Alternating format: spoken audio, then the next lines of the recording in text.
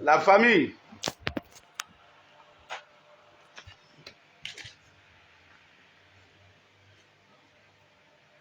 Il a quand même dit, on va le faire un galop. On va le faire un. Mais dans quoi ça, mais la famille, on est là. Partagez, partagez. Partagez d'abord. Vous êtes au point. 100%. Mima.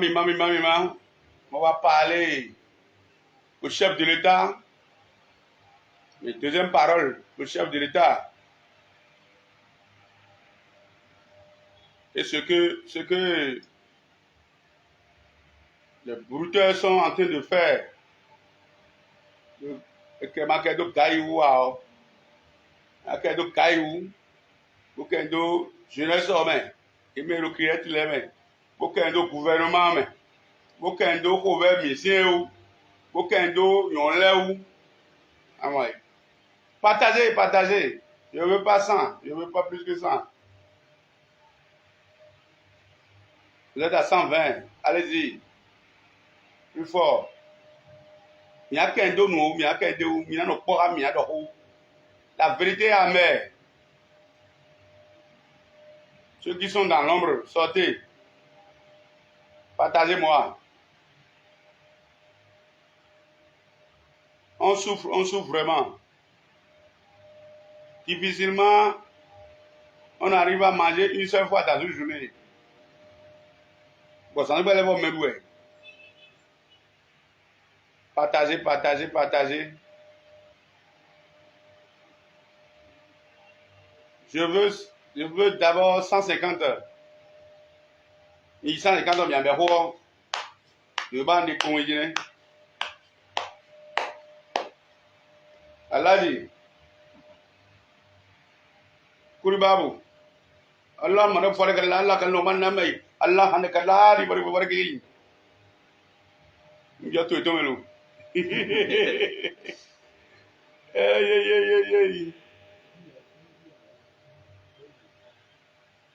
Mima, on a va. Ene mejelemi. Yale hogredia. Mero nu konche. O no ID bi okuro kere. Mero nu konche mi kuro. Echi ndero mi karo. Ndasi we. We pe o sada si ni supo. Toto e ka ne hon ne on. Bonjour Aladi. Bonjour. Ndo kwaria. Ça va. Mina kendo nu ewu mi wa video mina kendo ko ina si. D'accord. Ok. Merci, mon cher frère. Merci beaucoup pour le déplacement. Ida ko ici. D'accord. Le produit, moi, c'est Boukari Kadri. Il s'appelle Boukari Kadri. Je suis de natif Bantais. Il est de Bantais. D'accord. Le produit, le mourou, c'est un produit qu'on a hérité de notre papa, dit Bobalekeu, de la famille Boukari. Il est ton carrière. Et le Babalekeu Boukari. Et dit, mon logo nous dit à nous dire. Donc, malheureusement, le papa, il n'est plus là, il est décédé et il a laissé plusieurs œuvres. Nous ne voulons pas laisser ces œuvres en l'air. Oui. On a jugé bon de venir en aide pour la communauté nationale et internationale afin de contribuer à quelques problèmes, notamment les problèmes des femmes, surtout aujourd'hui nos femmes, les jeunes filles, les jeunes mamans qui n'ont pas l'âge d'aller à la ménopause précoce jusqu'à 30 ans, 27 ans déjà, on dit que je n'ai plus mes menstrues. Bon, tu vois, donc du coup c'est des trucs comme ça, on enregistre chaque jour. Donc le produit traite efficacement l'absence totale de menstrues chez la femme.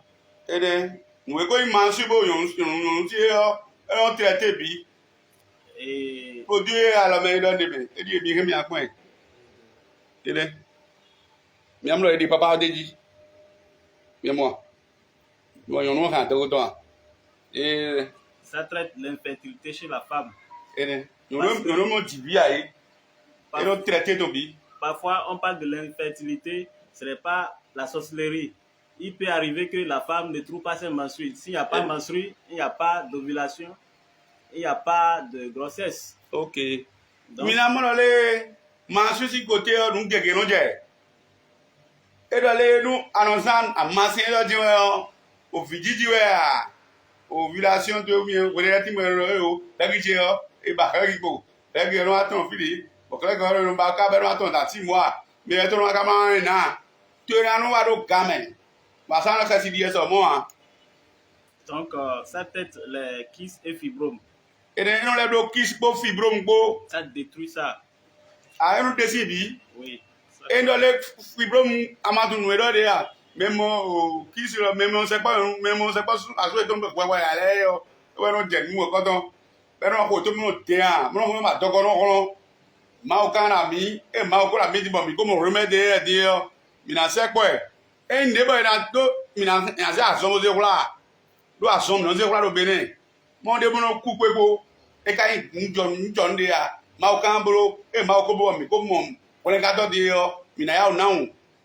Donc, je crois que c'est l'œuvre de Dieu. On doit toujours rendre grâce à Allah parce que c'est Allah qui donne tout. Okay. Sinon, avec les problèmes de kyste, fibromyome, les femmes, nos jeunes femmes, elles se font opérer.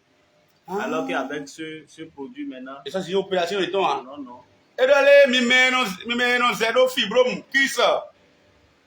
Donc, il y a un fils qui est aux amas, si tu as il y a un moment où tu as un dio, et dit, tu as un gomme, tu as dit, là, il y a un gomme, et puis, tu dis, et tu dis, et dit, là, il y a un dio, et bon, les gars, dis-moi, on sera caca. On y jo, quand il paye, il y a des jotés. Nye jo be lulu town no yima nunde ya ndo no maro nu e ma no vrai a nye kuno dalo de be o quand tu as quelque chose de vrai j'aurai la main dedans. Donc les règles douloureuses, vous allez voir des jeunes filles aujourd'hui en voulant avoir les menstrues, elles ont toujours de mal, parfois elles pleurent, des grandes dames même. Ben non come koro e bon e ndale nu do de bo mo do e ndale come e ndo mansu jame me le cha horumli be no ka dogo be no come koro kaka mo gbedo ni mo isun come e kuso amodi o e no amasin le je nu ade o e o we so la mo kun gan pe to so ya be to come lo mi lezi to ade me so gbona we. Donc ça corrige les règles. Quand les règles ne sont pas régulières, là, oui. Ça corrige ça. Et les infections urinaires, vaginales, sexuelles. Et là, tu as fait où tu as dormi. Oui, mais il y a un dossier plus loin. Mi me no ba ko mo so de me le ko yi. Infection a sito yo ko. Nga ki donu ya. Do me bi no do na. Sunu bi na donu ya. Eze ne kin do yo to me le ko on ja kekiji, on ja kukuluji. Now, bo ko do nu le ko don. Ko nu amon to laver. Ton we mama a fait yo to bi a fun papa, awon kobo. Et fait doucement. Do a me do mo ko don ha do me de bo ka mele. Wani yo ne ko kakare. Comme tu viens de le dire, ça dégraisse le ventre. Ça dégraisse le ventre, toutes les graisses, tout ça là, ça. Ndo jo a khosu ton eru. Miavi wi me koko a putu. Lame la kona o jo go gbazame. Jo ti a digbi don me. Jo ti nugu don me be te. Mi amo da ndo mi don no te pe fe bo no di go le no ne. C'est le secret. Donc non on ko ve wele gbo won. Petit bébé, mais c'est 20 €. On les compte à et ça n'empêche pas d'aller au travail. Non. Ça n'empêche pas d'aller à ton travail. Même si quelqu'un vient aller au travail. Quand même, gan même non plat mais ça Tu peux prendre ça le soir. le soir ben si 20h ils non il va faut bien même nous pon non c'est dururu kuru para pon nous oui il est on dit mais dans des là mi xodion mi namo bonjour monsieur Paul oui la famille je peux avoir le numéro du monsieur oui tu peux avoir le numéro non numéro toi Le 96. le 96 56. 56 37. Nabi 37. 37 89. 89 Ou le 91. ou le 91 20 60. 60 89. 89 nous les cotons mi loyin mais la volant ça y chagene ni comme ça y chagaton loyin no adu 1000 francs de dit il fi na go gamba dende chaton oui mais go wa konche yo amo nous les cotons assis e ma wa zo na ma sa ho don o e ma wa zo a mo de paso ne e ma wa zo a na sa ho a e ma wa zo a na sa ho a mo mi ayo mi lo téléphone mi c'est de la part de Dragomi mais banadou parce que nous arrosant de au en sentido à des niveaux en coupé moi mo bi je yo ji one manda yo amo e me yadukan akam e me yadukan les mots de no hanche. fa dobi Ça fait les mots de hanche. et les mots de hanche numéro hanche no doulé do hanche au fin de no débordé on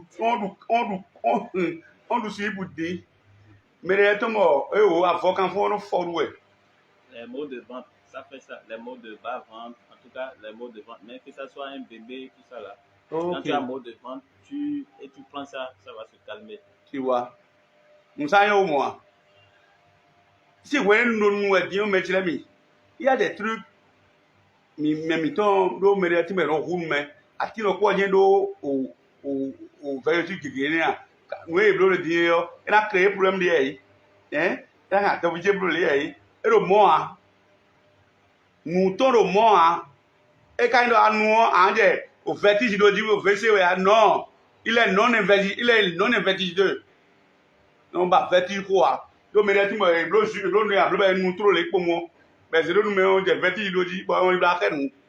Et le mois, ben, on te dit, et à un des niveaux, on a mis temps.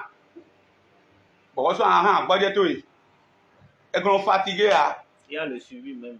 Chaque jour, quand tu payes le produit, le lendemain, on t'appelle pour avoir de telles nouvelles, comment ça va. Ok. Il y a le suivi. Mais le suivi est bien. Et le suivi est gratuit. Le suivi est gratuit. Mon account, les nous, et le blog, fi kera e dodo yobo to me. E dodo yobo to me. Bon, file, fi je mi na le aja jore. C'est à combien ça attend? Donc, numéro il y a le 96, 56, 37, 89. Il y a le 95, 59, 04, 94. Nous, mon coton, nous, mes cocos, les dorando de Khomen. Le fils de nous, il gagne capo. D'ailleurs, nous, il gagne moi, nous, on dit que quoi tu dis? Mais tu l'as mis. Nous sommes à nous, on dit, non, il gagne tout droit.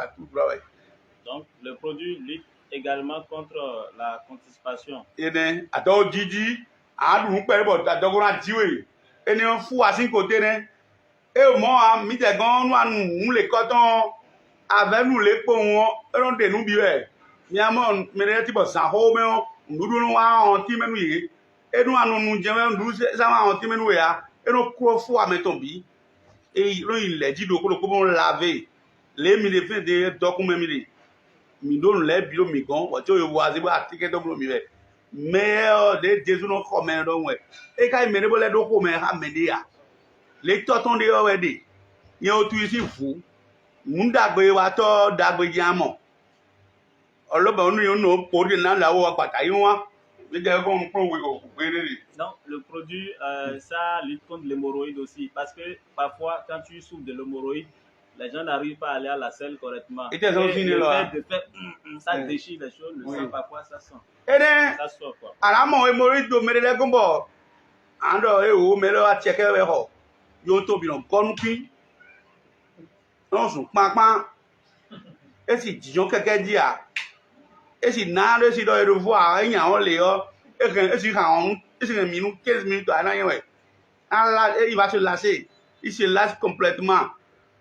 Donc, pour lutter contre ces fléaux hémorroïdiens, mettez-les amasser les cotons, et na mon fils, mi gondi amore, amaka mon papa là de dire, que faut autant, do papa est bon de faire, amore dit, mi me mi kayo din la jemi na no me we de ado me bro nde to mi to be ndagbe yo gbe to ro gbogbo mo de bloji we mi de karo me na cho ya gbogbo bi mi se lo me le je e da gbogbo mi to na trai mi ma o kan no ha me da trai mi o pe an trai ton sang de Jésus e mene ala na mo e do we to mi to le jodo e ene président blo ne do kun e mi to gbegbe le ni ko be wa ne amasi ro gbegbe le yan jan de le lo gan are e blo ne Jésus gbon ye kan e ton me ala gbon ye kan e ton me boro da gbe blo to mi ton e bo mi sa ko e gbo wa popo e mi lo sa pharmacie e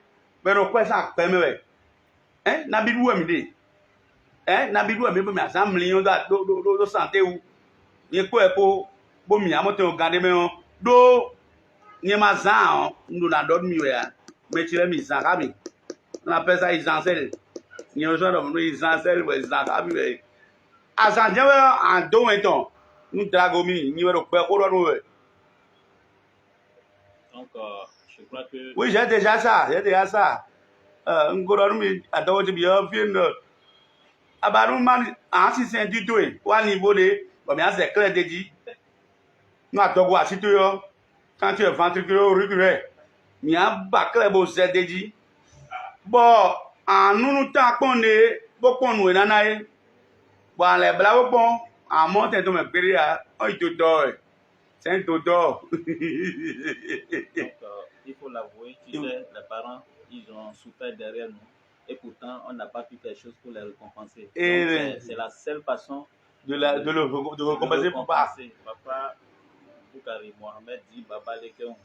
C'est lui l'inventeur du produit. Papa Boukari Mohamed dit Baba Lekeon. Ọlọ́run, mo ní oko tó nínú wa là. Ni do che de me ene bu papa mo ko ton Boukari yo mi na dokuni parce que lilie do bodo kan nu le ko ton ayo edu gbe to ya vika eronu wa viero fon me viero do na no ko to yi viero do so me ton viero no ko to ma do anniversaire 10 ans 5 ans 20 ans oui anniversaire ma du me on représenter me na ko e we mi gbon lo pa ma si e do ko nu yo e so lo moderniser ben yo mi yo tombo mi mero mi bo na ohun ceux qui en veulent les femmes qui voient que ils veulent faire test mi bo test moi je veux que ça soit une test pour nous tous on a qu'à tester le numéro c'est le 96 56 37 89 ou le 95 59 04 94 ni ko e bi azanjen we andon etomi maro ko mi ado ko fi we o mi mero ko asiwe ere enu ayolo mi atunle mi adogbe ero mero ko mi ojodo e je veux 4 boîtes je suis à Parakou voici mon numéro ce n'est pas un problème même en Angleterre c'est le 94 73 donc et pour les femmes là on a dit c'est interdit à la femme enceinte. Ene nyonu e koro ko yo esinu we ya mi je no gbe lo ina so pe wo mi na ide bo oku mi ya mi je ro mu pe ni me on maîtrise le sang la tête les membres de la tête de la tête le sang de le sang des sangs ene santé na bua o won to ma bu ogbe mi ni ma o kan blo mi toro ala na no mi gudu mi me koro juro borun le ko to na mo te o ze we o mi lo test mi bio test yin no bio lo test to e ma no me ni ado apato fais ton test ne parle pas seulement en vide le numéro encore OK le 96 56 37 89 ou le 95 59 04 94 ama mon papa lo don di ahun zo me si no yo me Numéro mina quand on dit à George ouais nous faut obloger dans le tom demain et mon ade na ba me na wo si na wo le ba ti de so ide be ma kan me o si nu hengle ni gbon ara ma o kan do nu do fero we me nu na flu o do ni me kento sunu kento yon no ande mi do so bi me fan le mi me go ko nu le ko to kento sunu yon mi ande mi do so e dagbe ayin mi to mi na doji bu mi na doji bu seri pen mi ko nu mi enu ede we mi ando vous allez témoigner ici. Donc, Je veux des témoignages. c'est reconnu déjà C'est déjà reconnu. à l'interne, que ce soit à l'externe. Dans Sénégal, Burkina Faso, Mali, en France, Angleterre, Belgique, Diamantomé, Allemagne, Bobon Soudou, Chikaïs, nous sommes bien bon. Même en gros. En gros comme en détail. Mais bon, les salaires, il n'y a pas quoi de donner. Les mots sont beaucoup. Le produit est fait à base des racines des plantes. À petit quel est nous les cordons? À base des racines des plantes. Il y a le 94, 73, 18, 19. Lui s'appelle Pancho. Il y a le 96, 07, 25, 18. 16, 07, 25, 18. Lui, il est à Révi. Mimero, nous ne comptons pas les mimolo, écoute, il y a mimolo, je te dis, mimolo, mitoledo. Mais na yodo nous plaît, mais bisika mimolo, mais nous ne nous plaît, mais bisika à son lieu, à. Ni me kako yoro bo mi obi mo le yo mi adoku ton mi àwọn nse to be di. Il y a pas de problème.